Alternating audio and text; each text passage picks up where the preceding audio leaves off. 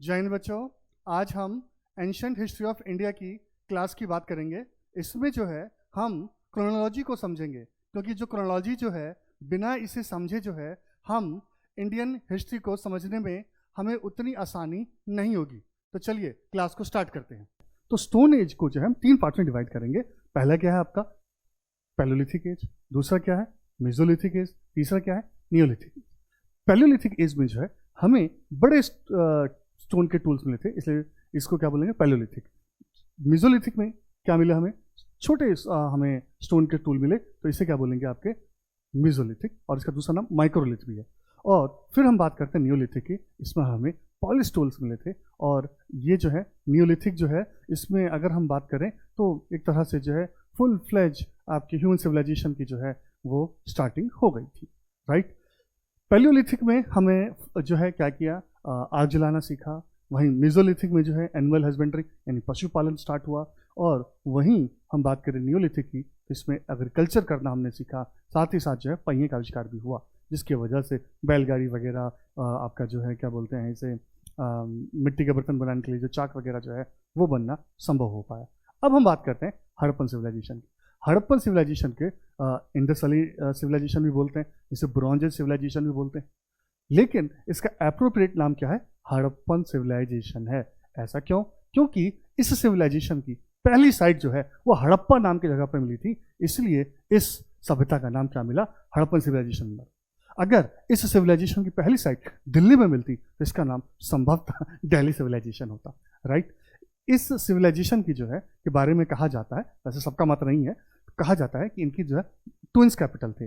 तो पहले कौन सा था आपका, वही हड़प्पन सिविलाइजेशन का हड़प्पा, और दूसरा जो है मोहनजोदाड़ो, ठीक है। हड़प्पा जो है पाकिस्तान के पंजाब प्रोविंस में जो है वो स्थित है आपका, पाकिस्तान के पंजाब प्रोविंस या प्रांत में जो है वो आपका सिचुएटेड है। वहीं मोहनजोदाड़ो जो है ये पाकिस्तान के सिंध प्रोविंस में जो है ये सिचुएटेड है, राइट बच्चों, ठीक है। मोहनजोदाड़ो, इसको मतलब क्या होता है आपका मृतकों का टीला।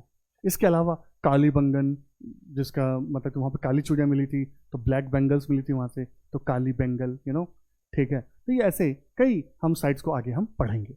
फिर हम बात करें कैलकोलिथिक एज की, तो कैल्को या चाल्को का मतलब क्या होता है, कॉपर होता है। क्या होता है, कॉपर होता है। और लिथ का मतलब क्या होता है, स्टोन होता है। तो जिस सिविलाइजेशन में हमें कॉपर और स्टोन दोनों के टूल्स मिले, इसलिए उसका नाम क्या पड़ा, कैलकोलिथिक एज पड़ा। इसका एग्जाम्पल जो है अहरार कल्चर जो है जो राजस्थान में है। आगे बात करें वैदिक सिविलाइजेशन की बात करते हैं। वैदिक सिविलाइजेशन के 2 पार्ट्स हैं आपके, अर्ली वैदिक और लेटर वैदिक।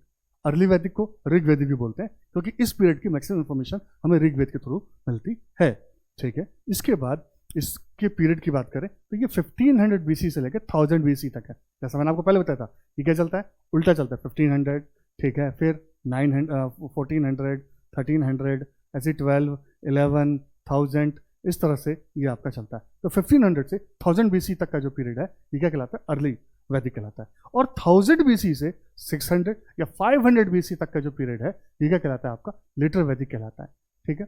अर्ली वैदिक में जो मेन ऑक्यूपेशन था वो क्या था, एनिमल हस्बेंड्री। और यहाँ पे जो है नोमैडिक ट्राइबल रहते थे, जिन्हें क्या कहा जाता था, संस्कृत में जन कहा जाता था। और लेटर वैदिक पीरियड में जो है इन्होंने एनिमल हस्बेंड्री के साथ साथ एग्रीकल्चर करना भी स्टार्ट कर दिया, जिसकी वजह से इन्होंने सेटल लाइफ जीनी शुरू कर दी। और ये जन जो है ये क्या हो गए, सेटल्ड हो गए। तो इनका नाम क्या पड़ा, जनपद, ठीक है बच्चों।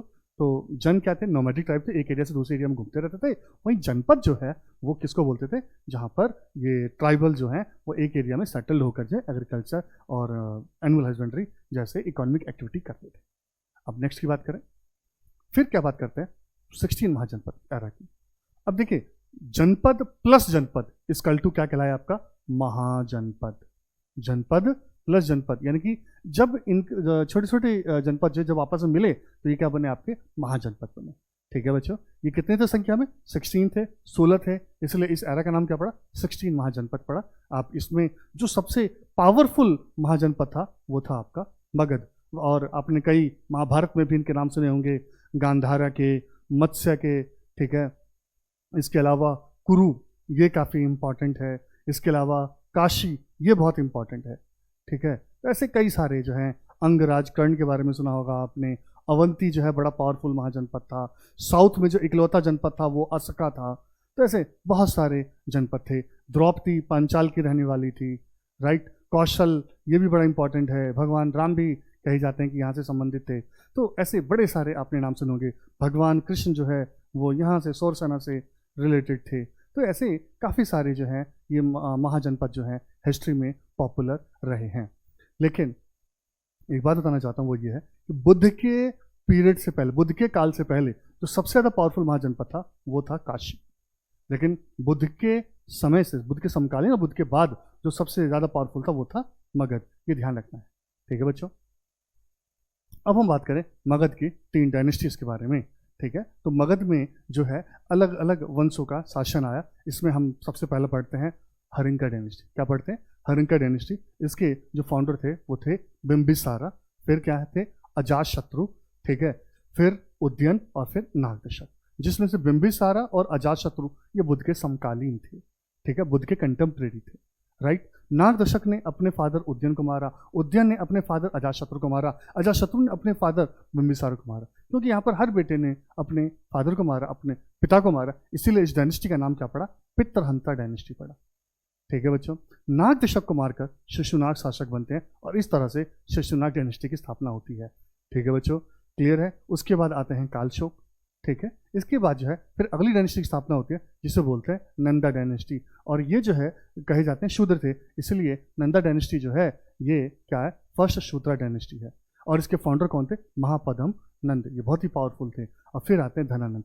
धनानंद का नाम बहुत ही इंपॉर्टेंट है, ठीक है। क्यों? क्योंकि धनानंद को ही हराकर चंद्रगुप्त मौर्य ने कौटिल्य की सहायता से जो है मौर्यन एम्पायर की स्थापना की थी। और एक बात और ध्यान देने वाली बात है वो ये कि अलेक्जेंडर यानी सिकंदर ने भारत पर जब आक्रमण किया था तब मगध के शासक कौन थे? धनानंद ही थे, ठीक है बच्चों। आगे बढ़ें। जैसे मैंने आपको बताया था कि 16 महाजनपद के साथ साथ पैरेलल में जो है कई धर्मों की स्थापना हुई, इसलिए इसे क्या बोलते हैं? New religious sects movement era भी बोलते हैं। कुछ लोग उसको श्रमण एरा भी बोलते हैं, क्योंकि श्रमण परंपरा की स्थापना की थी, मॉन्कशिप यहाँ से स्टार्ट हुआ था, ठीक है। तो इसमें हम बात करते हैं जैनिज्म की। इसके फाउंडर कौन थे? ऋषभदेव, महावीरा नहीं, महावीरा जो है 24 तीर्थंकर थे। फिर एक अगला है वो है आजीविका सेक्ट। आजीविका सेक्ट जो किस्मत में बिलीव करते हैं, वो जो है कर्म में ना बिलीव करके किस्मत बिलीव करते हैं। इसके फाउंडर कौन थे? गौशाला मस्की पुत्रा। फिर नेक्स्ट जो आता है वो आता है बुद्धिज्म, ठीक है। इसके फाउंडर कौन थे? गौतम बुद्ध ही थे, कोई और, ठीक है बच्चों। अब हम बात करते हैं संगम एज की। सबसे पहली बात, इसका नाम संगम क्यों पड़ा? क्योंकि यहाँ पर जो है आपके 3 संगम हुए और उसमें क्या होता था कि पोएट्स जो हैं एक जगह इकट्ठे होते थे अलग अलग भाषाओं के, और वो काफ़ी सारी लिटरेचर को कंपोज करते थे, कंपाइल करते थे, इसलिए इसको क्या कहा गया? संगम कहा गया, ठीक है। और इस पूरे एरा को संगम एज कहा गया। इसमें जो 3 डायनेस्टी जो हैं काफ़ी इंपॉर्टेंट निकल कर आई वो थे चोलास। चोलास जो हैं आपके क्या बोलते हैं इसे, आंध्र प्रदेश के जो है ये सदर्न हिस्से में और तमिलनाडु के जो है नॉर्दर्न हिस्से वाले एरिया में आते थे। फिर बात करते हैं पांड्यास की। पांड्यास जो हैं तमिलनाडु के सदर्न हिस्से में आते थे। फिर बात करते हैं चेरास की। चेरास जो हैं ये केरला वाले हिस्से में आते थे, इसलिए इन्हें केरला पुत्रा भी कहा जाता था चेरास को। बात करें नेक्स्ट मॉडर्न एज की। बच्चों ये इंडियन हिस्ट्री का एक बहुत ही इंपॉर्टेंट फेज है, क्योंकि यहाँ पर जो है और पहली बार ऑल इंडिया एम्पायर की स्थापना की गई, ठीक है। किसकी लीडरशिप में? चंद्रगुप्त मौर्य की लीडरशिप में। इनको सेंड्रोकोटस भी कहा जाता था, ग्रीक नेम था इनका, क्या था? सेंड्रोकोटस। फिर इनके सुपुत्र कौन थे? बिंदुसारा थे। इन्हें अमित्रघात भी कहा जाता था, ठीक है। अमित्रघात का मतलब होता है दुश्मनों का नाश करने वाला, और इन्हें ग्रीक लोग क्या बोलते थे? एमिट्रोकोटस भी बोलते थे। फिर हम बात करते हैं अशोका द ग्रेट की, ठीक है। इनको जो है देवा नाम प्रिय भी कहा गया या प्रियदर्शी भी कहा गया। देवा नाम प्रिय मतलब देवताओं का प्रिय, प्रियदर्शी जिसे सब प्यार करें। और इस डायनेस्टी के जो आखिरी रूलर थे वो थे बृहद्रथा। इनको किसी और ने नहीं, इन्हीं के मिलिट्री कमांडर जिसका नाम था पुष्यमित्र सुंग, ठीक है, उन्होंने इनको मारा। और इस तरह से मॉडर्न एम्पायर खत्म होता है और पोस्ट मॉडर्न एम्पायर की स्थापना होती है। पोस्ट मॉडर्न एम्पायर को स्मृति पीरियड भी कहते हैं। क्या कहते हैं? स्मृति पीरियड जो है संभवतः मनु स्मृति की स्थापना जो है, रचना जो है इसी पीरियड में की गई, ठीक है। अब बात करें पोस्ट मॉडर्न एज की। पोस्ट मॉडर्न एज को 2 पार्ट्स में डिवाइड किया जाता है। कितने पार्ट में डिवाइड किया जाता है? 2 पार्ट में डिवाइड किया जाता है। पहला है ब्राह्मण डायनेस्टी और दूसरा है फॉरेन ट्राइब्स। ब्राह्मण डायनेस्टी में आपके आते हैं सुंगा, कन्वा और सातवाहना। ये तीनों ब्राह्मण थे, तो इसलिए इन्हें क्या कहा गया? ब्राह्मण डायनेस्टी कहा गया। वहीं इस टाइम पर जो है क्या हुआ, फॉरेनर्स का भी अटैक हुआ, फॉरेनर्स का भी अटैक हुआ। तो ये कौन थे, Indo Greek, Shakas, Parthian, Kushans, ठीक है। लेकिन ये बाद में जो है भारतीय परंपरा में, ठीक है, ये सम्मिलित हो गए, ठीक है। अब ये करना बड़ा मुश्किल है, छाटना बहुत मुश्किल है कि कौन आज इंडो ग्रीक है, कौन शाका है, कौन पार्थियन है, कौन कुशान है, ठीक है। अब हम बात करते हैं गुप्ता एज की। ये पीरियड जो है गोल्डन एरा कहलाता है इंडियन हिस्ट्री का। क्या कहलाता है, गोल्डन एरा कहलाता है। इसके फाउंडर कौन थे, वो थे श्रीगुप्त। लेकिन रियल फाउंडर कौन थे इसके, चंद्रगुप्त फर्स्ट। अब एक सवाल आएगा आपके मन में, फाउंडर और रियल फाउंडर में क्या अंतर है।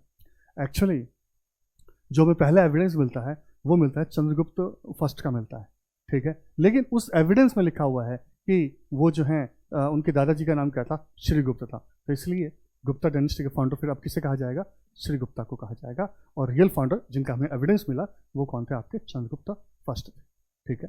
फिर जो नेक्स्ट इंपॉर्टेंट रूलर आते हैं वो आते हैं समुद्रगुप्ता, जिन्हें क्या कहा जाता है, नेपोलियन ऑफ नॉर्थ इंडिया कहा जाता है। इनके बारे में हम आगे पढ़ेंगे। और इस डायनेस्टी के जो ग्रेटेस्ट रूलर थे वो थे चंद्रगुप्त सेकंड। इन्हें टाइटल मिला था विक्रमादित्य का, ठीक है बच्चों। फिर अगला नाम आता है जो इंपॉर्टेंट है, वो थे कुमारगुप्त फर्स्ट। इन्होंने जो है नालंदा यूनिवर्सिटी की स्थापना की थी, नालंदा महाविहारा की स्थापना की थी, ठीक है बच्चों। फिर हम बात करते हैं पोस्ट गुप्ता एज की, ठीक है। इसमें क्या हुआ कि फिर गुप्ता डायनेस्टी के बाद जो है, उनके पतन के बाद जो है, फिर एम्पायर टुकड़ों में हो गया और अलग अलग रीजन में अलग अलग जो है रीजनल रूलर्स निकल कर आए। नॉर्थ इंडिया में पुष्यभूति डायनेस्टी, ठीक है, जिसकी स्थापना प्रभाकर वर्धन ने की। फिर डेक्कन एरिया में चालुक्य आ गए, ठीक है, पुलकेशिन फर्स्ट, और आपके जो हैं वो उसके फाउंडर थे। और साउथ इंडिया में पल्लवाज, ठीक है, इंपॉर्टेंट रूलर थे, और इनके फाउंडर कौन थे, नरसिम्हा वर्मन फर्स्ट। इसके अलावा और भी रूलर थे, बट ये तीन जो है ज़्यादा इंपॉर्टेंट रूलर थे। प्यारे बच्चों, एंशिएंट इंडिया की क्रोनोलॉजी यहीं पर खत्म होती है। थैंक यू वेरी मच, ठीक है। और आपसे एक रिक्वेस्ट है कि इस वीडियो को ज़्यादा से ज़्यादा लाइक करें, इसे सब्सक्राइब करें हमारे चैनल को, और अपने दोस्तों को जो है इससे ज़्यादा से ज़्यादा शेयर करें, ताकि ज़्यादा से ज़्यादा स्टूडेंट्स का भला हो, क्योंकि क्रोनोलॉजी जो है ये काफ़ी इंपॉर्टेंट है इंडियन हिस्ट्री को समझने के लिए। थैंक यू वेरी मच, जय हिंद।